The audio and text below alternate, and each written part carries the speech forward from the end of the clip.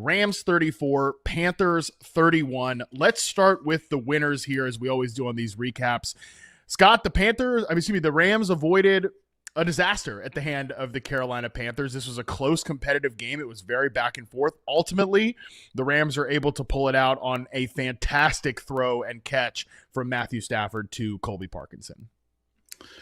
Yeah, the Rams back in business. They get Davante Adams in uniform. They get 31 targets to Puka Nacua and Adams. They have a tight end touchdown, which they usually do. If you could draft somebody named Rams tight end, you'd have 18 touchdowns in your bank. So the offense did its job. I think the surprise here was that Carolina did as much as they did on offense, but the Rams still very dangerous. I think at the current moment, they're the betting favorite to win the Super Bowl. That's how people feel about the Rams, even though they're going to have to go on the road this week and maybe the rest of the playoffs. But certainly a dangerous team. The defense surprisingly let Carolina, scare the Rams for basically 3 hours. But Matthew Stafford, the front runner for MVP, that makes sense. You could argue Puka Nacua might be the best player in football right now. That's how great he is. Yeah. And I was encouraged. Adams didn't do a ton with his 13 targets, 5 catches, 72 yards. He didn't score a touchdown. But just to see him healthy and running routes after the time he had missed, he's obviously a key piece. When you have an offense that's concentrated as much as it is on the stars that they have, to be playing down a guy like Adams is critical. So one of the things I wanted to look at is just, does Davante Adams look healthy, right? And I thought he passed that test, even if he had a substandard game by his usual, lofty expectations. But I think the Rams are certainly going to be in the NFC Championship game. No offense to the Bears. We'll talk about them in a minute. But Carolina, I thought this was going to be a blowout. It obviously wasn't. And I'm encouraged by what the Panthers did on the other side. But the Rams, the offense, I thought business as usual. They put up 21 first downs. They put up over 400 yards of offense. That should be enough to win most weeks, and it was barely on Saturday.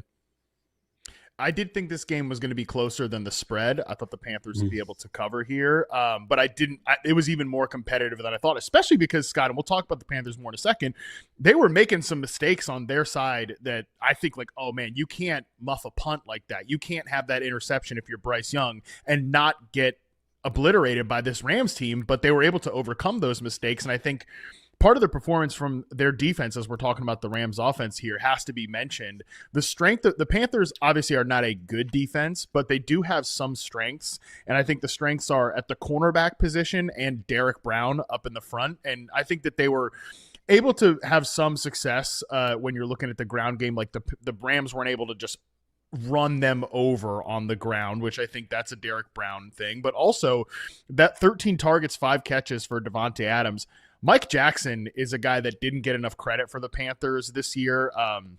I was actually talking with Nate through those games, and we did an all underappreciated team on Football 301, and Mike Jackson was a guy that I wanted to bring to the table, and he was my first guy off the list at cornerback. He's had a really nice year for this Panthers team. J.C. Horn obviously is a really good player as well, has had a strong season, and when he went out with an injury and didn't finish the game, I think if you're and look, the Panthers obviously. I know there's no moral victory. Nobody wants a pat on the back. The guys that are on that team are hurting today. There's no question about it the last 2 days. But I think if you're a Panthers player, you got to be wondering, man, if J.C. Horn doesn't go down in that game, and it's the pass along the right sideline there that Colby Parkinson catches from Matthew Stafford, are we talking about potentially a different outcome in this game? That is how close it was, that I think you can imagine that, which to me, if you're a Panthers believer at all, that does feel pretty good that it was even close and competitive like this. Again, we'll talk more about the Panthers, but I thought that was actually an interesting game plan from the Rams here, that they had kind of to attack the Panthers on the boundary with Davante Adams so much when, number one, he's coming off injury, but number two, it's kind of the strength of this Panthers defense here. And also just, man, what they did with Puka was just ridiculous. I mean, he gets 18 targets. He carries the ball 3 times. So 21 opportunities, 2 more touchdowns. I don't see any reason why you couldn't take Puka Nacua with the number 1 overall pick next year. Some people might think it's JSN. We saw running backs had a really strong fantasy season. But if you go to your draft lottery and get the number 7 pick, 9 pick, whatever, you're not getting Puka Nacua. He's going to be above the fold. And I think could easily be the number 1 or number 2 pick in fantasy leagues next year. Yeah, when we did a mock draft on the final episode of Fantasy Football Live this year, I did take Puka Nacua with the first overall pick. And I think obviously you can't really go wrong with Bijan Robinson, but 100%, man, it's like Puka is just so automatic. 18 targets in this game, 10 catches, over 100 yards. He has the 2 touchdowns. He gets some rushing work as well. And yeah, it's just like if Matthew Stafford is back with this team next year, which I almost think he's played so well that I think even if they won the Super Bowl, which I'm a little more skeptical about the Rams as a contender than maybe the betting odds. We could talk about that more when we get to the Bears. I actually think the Bears offense matches up really well with this Rams defense, but we'll get to that in a second. I just think that, and Matthew Stafford suffered a sprained index finger. There was a lot of finger gate with these quarterbacks here this weekend, but I even think that Stafford, even if they win the Super Bowl, if that does happen, I don't know if he's retiring on, quote, on top because he's playing at such a high level. If Stafford's back next year, I have no hesitation ranking Puka Nacua as the number 1 overall player because those opportunities are just so automatic for him. I do think if we're poking holes in the Rams' status as a contender, and I think this transitions us into what the Panthers did here in this game.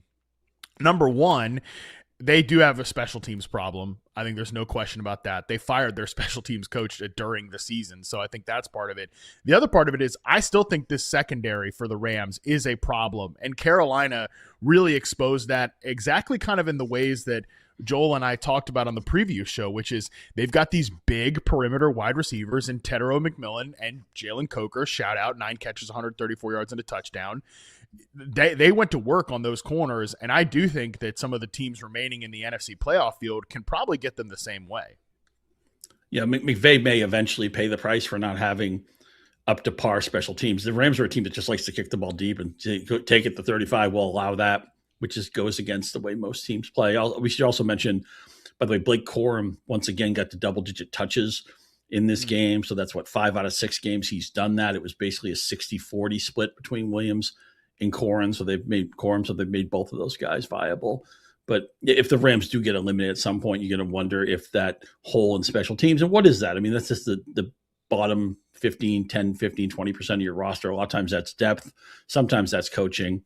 Some of the best coaches in the NFL history, Belichick had a special teams background. We know John Harbaugh made his bones in special teams before he became a head coach. But you wonder at some point if that tax will have to be paid by the Rams. Yeah, it's definitely something that I think is just going to be in the back of your mind. But let's talk about the Panthers here in this game. Like I said, I just thought it was a really about as good of a performance as you possibly could have imagined from this Panthers team overall. And specifically, I'm curious what you thought about on the offensive side here. I think Bryce Young, like the first interception, that's a throw he can't make. I know that Jalen Coker got some crap for that about like did he stop running his route? Like, no, he settled in the right spot. I think Bryce probably didn't come off of it fast enough or threw it into the wrong window. But other than that, I thought he was, it was a typical Bryce Young game, but man, the receivers really shined here. McMillan made several big plays. Jalen Coker obviously was awesome. People that listen to this show know I love Coker as a player, and I'm kind of happy that the whole world got to see why. Like he's not just some like, oh, cute UDFA. He's really like a legitimately good player, and I'm very excited about him in 2026 and beyond. But what are your feelings about Carolina coming out of this game? Yeah, you got to start with Coker. So the last sight we see of him is 9 for 134 and a touchdown on 12 targets. Shout out Holy Cross, as you mentioned, undrafted from a non-traditional football school. Unfortunately, because he has this game, you got to remember with the playoff games, they're all island games. We're all watching them together communally on social media. We're sharing, we're exchanging. And so when everybody comes to Coker's name in draft season, even in early spring, best ball season, all that stuff, they're going to think of what he did, the way he ended the season. I mean, he was quasi-playable down the stretch in the regular fantasy season. Then he has his best game of his young NFL career in the playoffs. So I wonder if he's going to be a helium guy next year. And justified, of course, also if he gets the Matt Harmon check of approval, we know how much that influences the market. There's no way to avoid that. So I want to draft Coker next year. I'm excited about Coker. I just wish he had done this a little quieter, or maybe without the whole world watching him. We also have to, the two questions we can't get away from. Obviously, the backfield, Rico Dowdle had a moment, then he fell off. They didn't really get a running game going. Dowdle is a free agent, so I'm not sure how they're going to handle that. Hubbard had the breakout year last year. They'll have to sort through that. Bryce Young, can he be a plus quarterback? Can he be even a league average quarterback? I was optimistic after the way he ended the previous season. For the most part, that optimism was not rewarded. He played well here. He played well at moments, but just not enough consistency. Too many weeks, you'd look at Bryce Young and you'd be like, oh, he's projected to throw like 180 yards today. I have McMillan interests. I hope he gets half of that. He might. And Ted McMillan certainly looked like the guy. He justified where he was drafted, and he's a right answer for sure. But if this team's going to go anywhere, I think Canales is the right answer. Bryce Young needs to be at least league average, if not a little bit better. He's obviously not going to get any taller. That's going to limit how he sees the field and certain plays he can make. But if McMillan's going to be a star, and I think that's likely, if Coker's going to be a very solid number 2, and we've seen the growth of that, the possibility of that the last few weeks, Canales, a coach we like, it's all in place for Young. And he's got some mobility too. A lot of his fantasy value last year was tied to late rushing touchdowns, which we weren't sure if they'd carry over this year. But I think next season is probably the fork in the road season for the Panthers with Bryce Young, where they have to decide, is this a long-term thing, or do we have to start searching, drafting, free agency, whatever it is? And I realize there's not a lot of quarterbacks out there, to the point that they're backups that people are hoping maybe could be starters next year for other teams. But we're really close to getting to the fork in the Bryce Young road. I think that's very fair. And you're right. Like, Bryce is not getting any taller and his arm is not getting any stronger.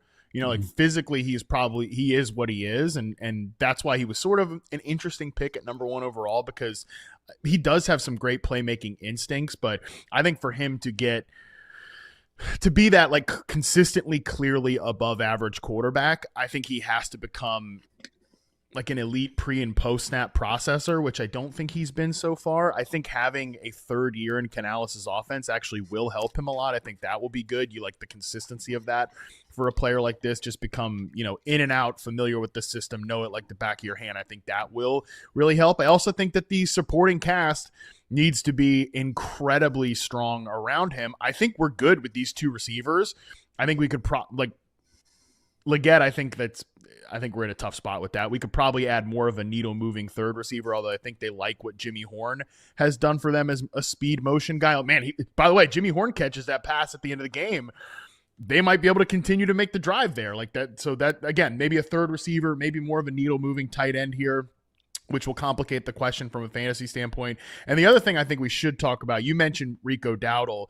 Not only is he a free agent, he had comments after the game essentially alluding to his lack of opportunities down the stretch and in this game will influence his decision when it comes to free agency. He wants to be the main guy. I don't know if he's going to get an opportunity to be a main guy somewhere, even though I think he is a really good back, but certainly sounds like a guy who is probably moving on here.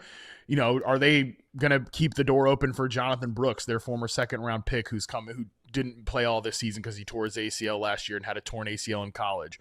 The offensive line lost Ike Ekwonu early in this game to a serious knee injury. He's probably in doubt early in next season. Cade Mays is a free agent. He's been playing really well for them at center this season. So, yeah, man, I think there's a lot of questions specifically in like the identity. Like, it's funny. We think about the Panthers, we think about the run game, and Canales talks about the run game all the time. And I think they were awesome running the football this year. I think I actually have more questions about what the future of the run game and the offensive line looks like than I do what the passing game looks like, just because I'm really bullish on these 2 wideouts here. Yeah, me too. I still 27th in points, 27th in yards on offense this year. That has to get better. You mentioned the possibility of maybe them adding an impact tight end. Now, we don't have the great 2025 tight end class repeating from everything I've seen. There are going to be interesting players coming to the league, but we just had a year we're going to look back on and say, these, and we're going to talk about one of those players in a minute. But I would love to see Bryce Young have that easy button to press with somebody who can dominate, who's the tallest guy in the field. That would certainly help. Dowdle going to be 28 next year, so it's, he's lightly used. He hardly played for the Cowboys. Sorry, producer Colin. He had that one kind of quasi breakout year there. And then this year he does get over 1,000, but he wasn't used a lot down the stretch, didn't play much in this game. So you just wonder if he's going to land somewhere else. The good news, though, nobody in the NFC South looks that great. I mean, the Falcons just fired their coach. It's kind of a fork in the road year for the Buccaneers. The Saints are on the upswing, but it's not like they're a juggernaut by any means. We're just happy that they were a competitive football team at the end of the year, and I think they had a 4-game winning streak until they lost the final week. Shuck looks like somebody who could be a pretty good player for them. We were all excited Chris Olave had that season, but I don't see why 10 wins wouldn't win this division. I think 9-8 would give you a puncher's chance. the 8-9 was kind of a fluke. It's hard because they all play each other. Somebody usually is going to get to a winning record, but I think the NFC South is going to be gloriously and in a fun way, chaotic and messy and screwy and all those things it was this year. I think we're going to see a lot more of that next year, and Carolina will be right in the middle of it.